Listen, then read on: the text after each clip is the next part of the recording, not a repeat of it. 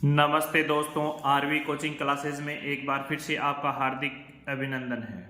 आज हम अलजेब्रा का जो वेक्टर सदिश है उसका अगला पार्ट्स देखेंगे 10.2। तो इसमें पहला क्वेश्चन आपको क्या दिया हुआ है उसको ध्यान से देखिए। सबसे पहले इसमें दिया हुआ है कि आपको एक सदिश दिया है।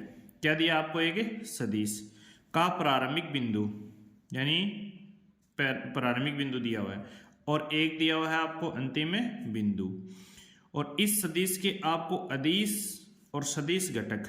अब अदिश और सदिश घटक का मतलब समझते हो क्या?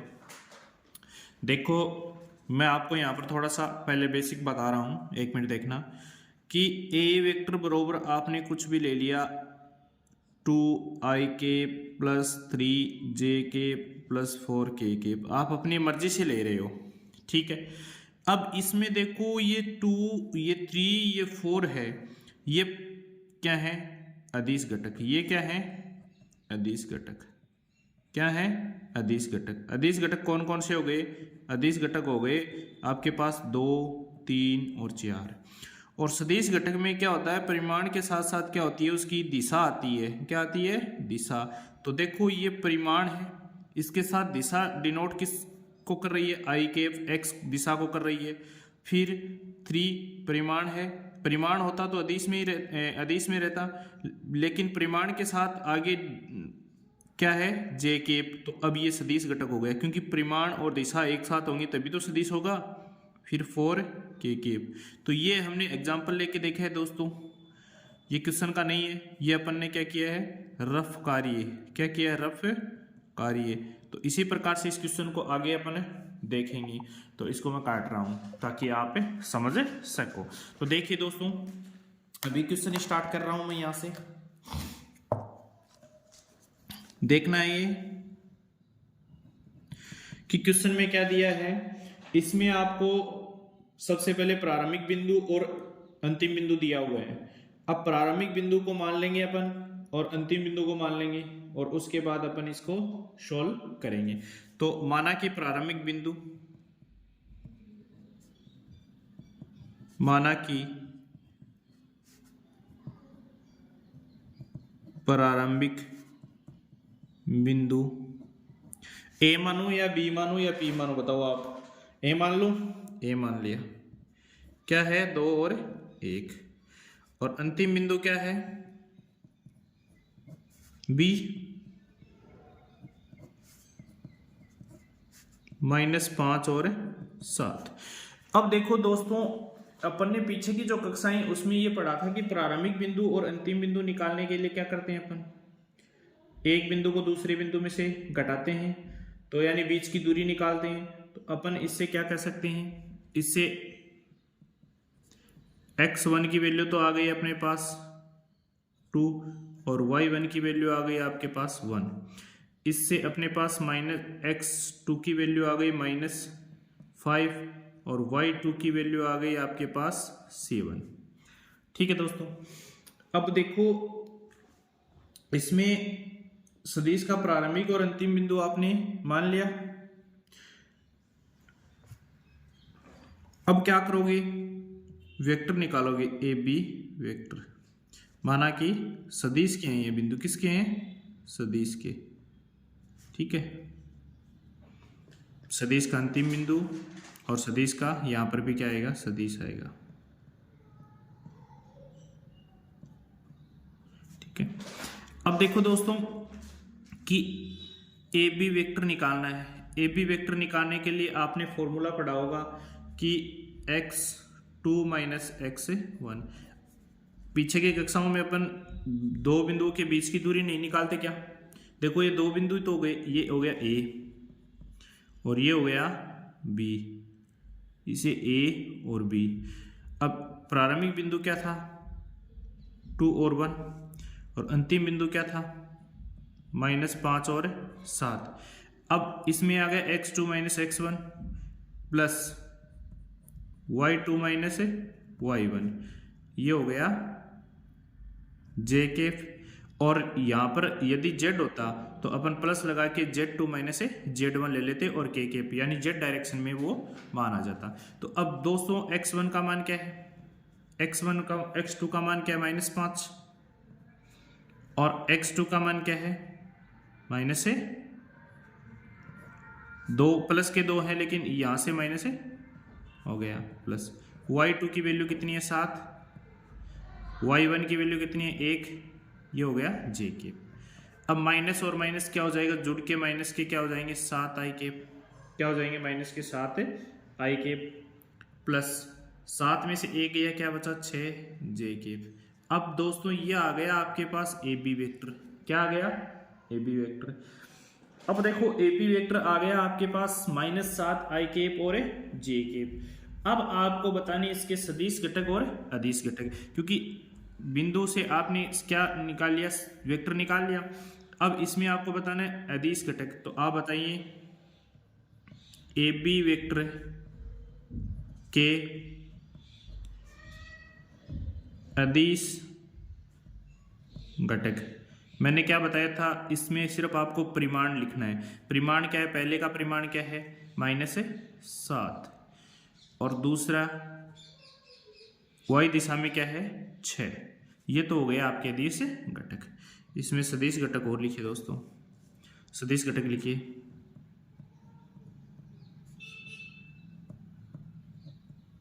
सदिश घटक कौन कौन से हैं, -7 i केप दिशा साथ में दर्शा दो कोमा 6 j केप। इसी के साथ दोस्तों ये क्वेश्चन आशा करता हूँ अच्छे से समझ में आ गया होगा। ये इसके क्या है आंसर, इस क्वेश्चन के क्या है आंसर। तो आशा करता हूँ अच्छे से ये समझ में आ गया। लेकिन ये ध्यान में रखना कि ये जो मैंने यहाँ पर लिखा नहीं ये एग्जाम्पल है, ठीक है। कोई अन्य एग्जाम्पल लेके मैंने आपको अदिश और सदिश घटक के बारे में जानकारी दी है, ये क्वेश्चन में नहीं है। बाकी जो ये अपन ने किया है ना ब्लैक पेन से, ये वाला क्वेश्चन का आंसर है। चलो दोस्तों अब आगे क्वेश्चन करते हैं। दोस्तों ये अगला क्वेश्चन जो 6 नंबर का क्वेश्चन दिया है, इसमें क्या दिया है आपको 3 सदिश दिए हुए हैं। ए वेक्टर बराबर दे दिया ये, बी वेक्टर बराबर दे दिया ये और सी वेक्टर बराबर दे दिया ये। अब आपको क्या निकालना है, इसका योगफल निकालना है। क्या निकालना है इसका योगफल। तो आप जो दिया हुआ है वो लिखेंगे, सबसे पहले सोल्व करोगे। क्या दिया हुआ है, दिया हुआ क्या आपको सबसे पहले क्वेश्चन में जो दिया हुआ है उसको लिख देते हैं अपन। ए वेक्टर बराबर क्या दिया हुआ है, ए वेक्टर बराबर क्या दिया हुआ आपको दोस्तों, ए वेक्टर बराबर दिया हुआ है आई cap -2 J cap plus K cap. फिर देखो बी वेक्टर बराबर क्या दिया हुआ है दोस्तों आपको -2 I cap plus 4 J cap plus 5 K cap. फिर सी वेक्टर बराबर क्या दिया हुआ है आई केप -6 जे केप -7 के केप। अब दोस्तों आपको इसका क्या निकालना है योगफल। क्या निकालना है योगफल। क्वेश्चन को समझोगे तो आसानी से उत्तर प्राप्त कर सकते हो। तो योगफल करने के लिए हम तीनों सदिशों को क्या कर देंगे जोड़ देंगे। तो दोस्तों जोड़िए तीनों सदिशों को, A vector plus B vector plus C vector. अब तीनों को अपन जोड़ेंगे तो पहले मैं ये लिख दूं, उसके बाद I cap -2 J cap plus K cap. अब प्लस का चिन्ह लगाऊंगा, फिर -2 I cap plus 4 J cap plus 5 K cap. फिर इसको भी ऐड करूंगा, आई केप -6 जे केप -7 के केप। अब देखो दोस्तों संख्या हमेशा जब ही जुड़ेंगी जब आप x की डायरेक्शन को x में जोड़ोगे, y डायरेक्शन को y डायरेक्शन में जोड़ोगे और z डायरेक्शन को z डायरेक्शन में जोड़ोगे। तो अपन इन तीनों में x की वैल्यू को पहले लिखेंगे। तो यहाँ पर क्या है 1, यहाँ पर क्या है 1। इसी के साथ i डायरेक्शन की जो वैल्यू है उनको एक साथ लिखेंगे। i कैप की जो डायरेक्शन 1 -2 प्लस 1 आई केप प्लस फिर माइनस के क्या आ जाएंगे 2 प्लस 4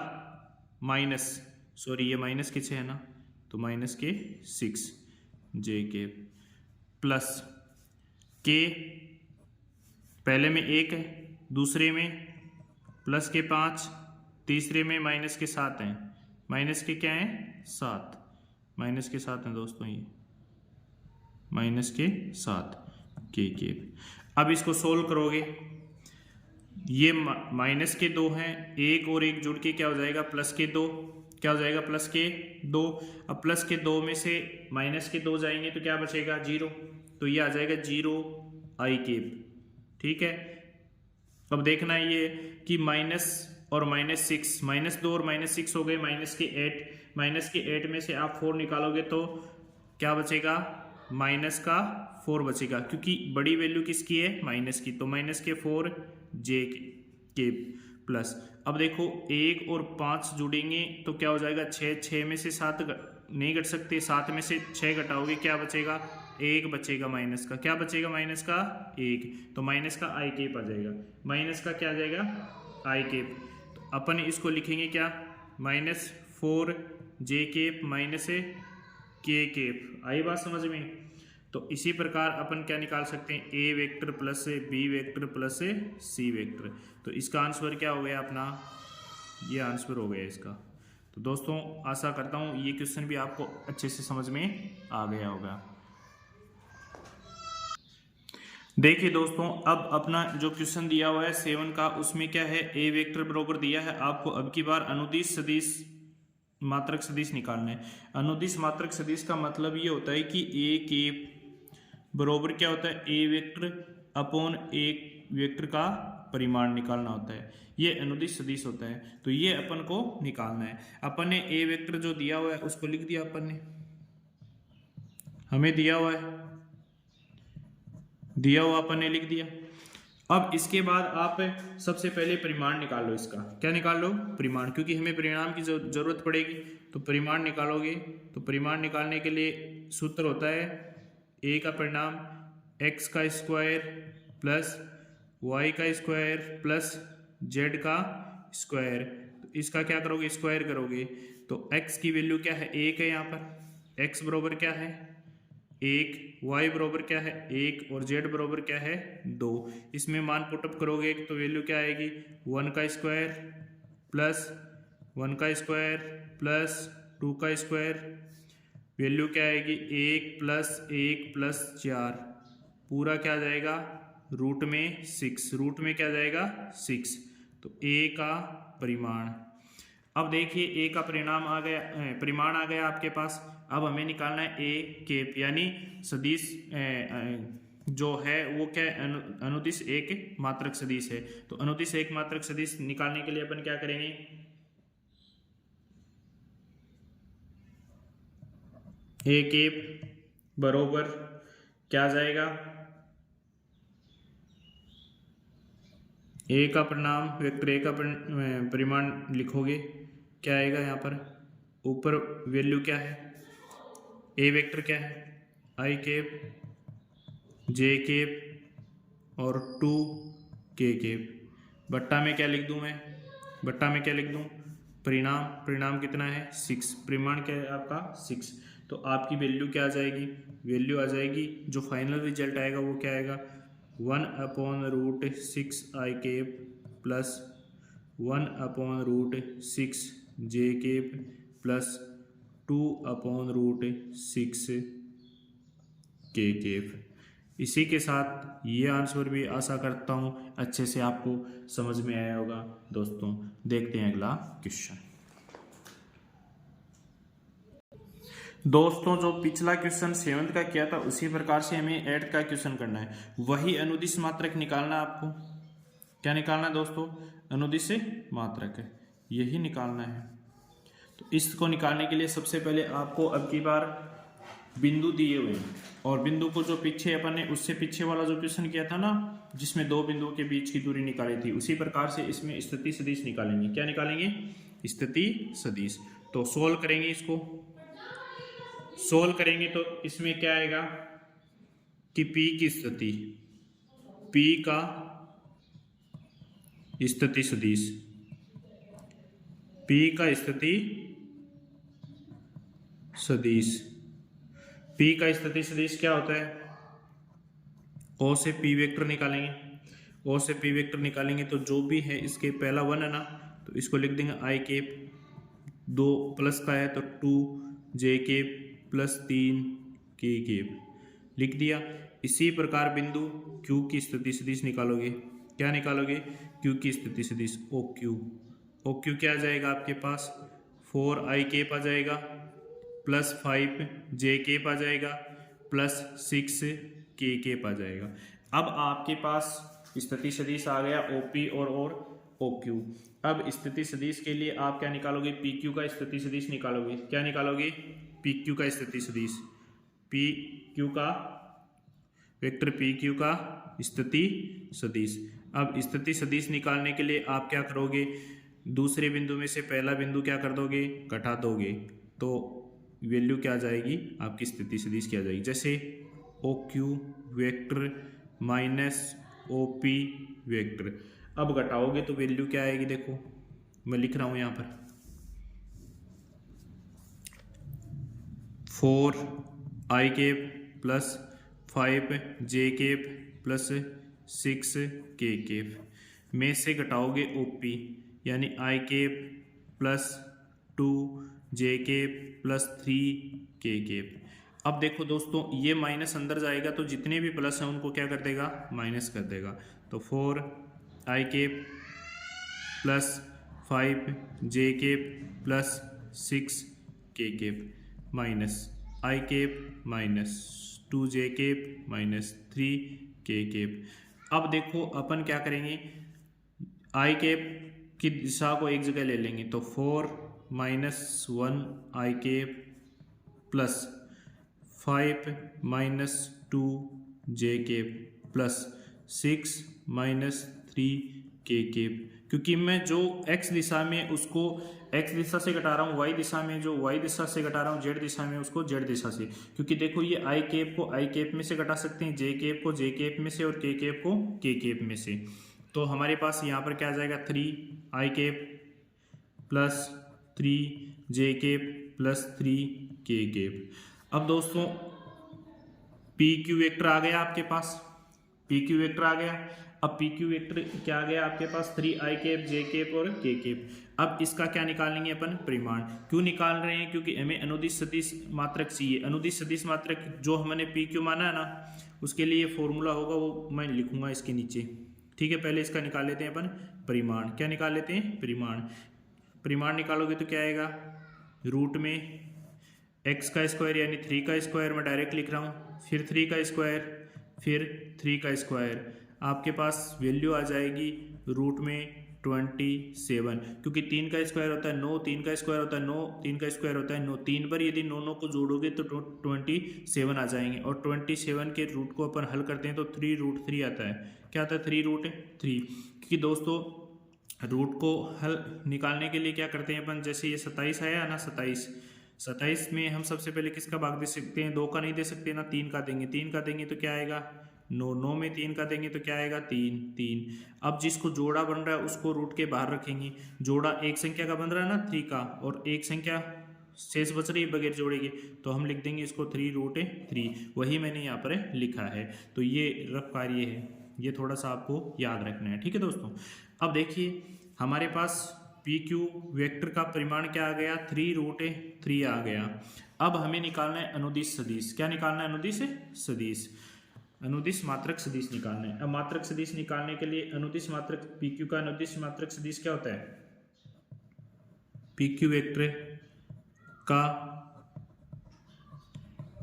अनुदिश मात्रक सदिश क्या होता है?